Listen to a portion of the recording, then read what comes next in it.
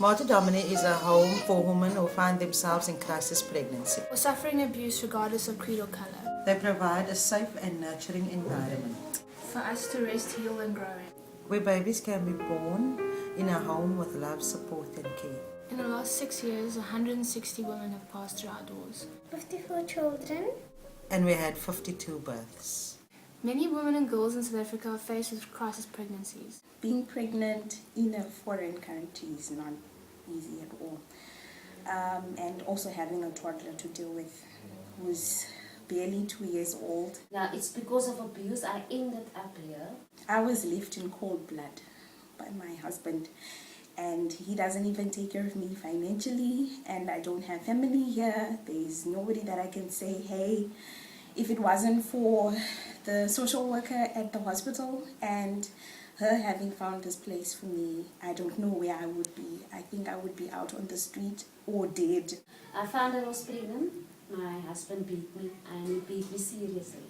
I have considered suicide as well, for me and my child. And there's a lot of single women out there who do it on their own. There's so many single mothers out there. You never walk and not find a single mother out there who's in some kind of abuse, whether it's emotional, physical, there's something out there.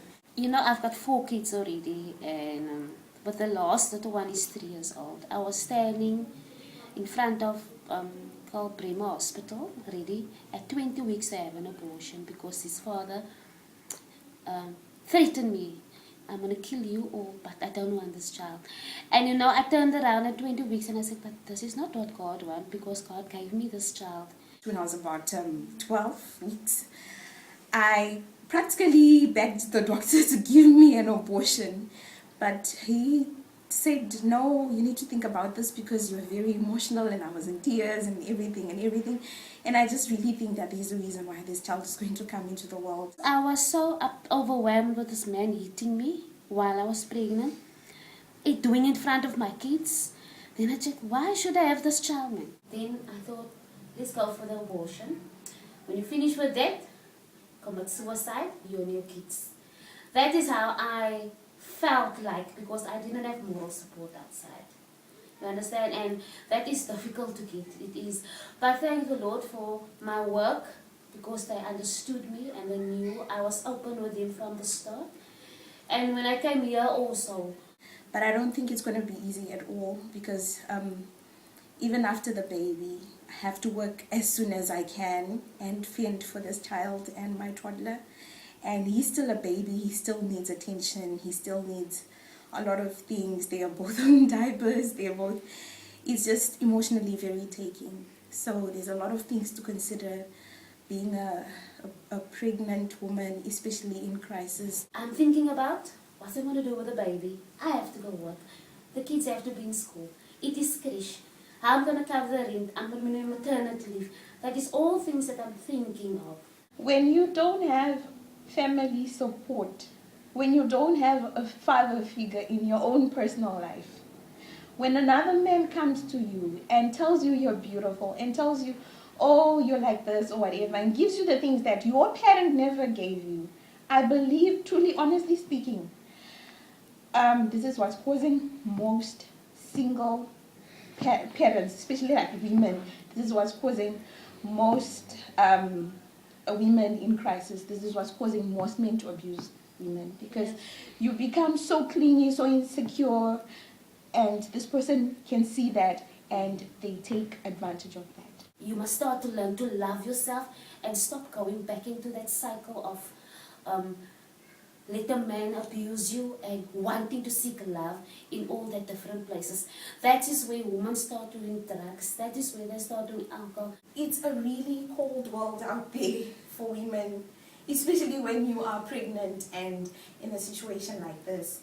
So I think that also being in a support group with people who have had similar situations or are in a similar situation will give you that kind of inspiration to say, no, you know, I was in a place like this, but now I have overcome it and I am doing so well. I've got these children, they're growing up. I think that's one of the most important things, just having that person, not necessarily to give you money, not necessarily to give you materialistic things, but just to hold your hand and say to you, look man, I know where you've been, I know what you're going through right now. Because it's just going on year after year, month after month. When is this thing gonna stop? When is this abuse gonna stop?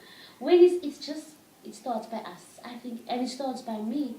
It's for me when I get out of this place, are you gonna go back to that man? You see where he brought you in? Look, you're sitting with his baby. No. Start with yourself. I start with myself today. And I said, was all that was built up inside, I'm breaking itself down. I'm gonna find out where I am in life. And that will make me a better mother and a better person. I think even if I met somebody else in a situation like this, I'd probably tell them, you know what, you need to talk to God. Because the one thing that people take for granted is the little things, that God is there. You know, sometimes we think, well, he's abandoned me, or whatever, but just the fact that you've woken up that morning and your child is alive and you've got your health and there's so many things that we have to be grateful for. Just kneeling down and praying. Personally, I usually, when I'm in that sort of place where I'm in trouble, I go to Hannah's story. Of course, she didn't have a child, she couldn't be children, and God had shut her womb up and whatever. But she did something that I do. She knelt down and she cried until the priest thought she was drunk. And so when I want to cry, I usually just go before God and I cry. I really lose it. And I just say, God, you know, I need to make it through. I need to overcome this. Can you please just help me? Just be here. I just need to feel your presence. And it's been very helpful. I've grown very, very spiritual, and I think it's really helped me.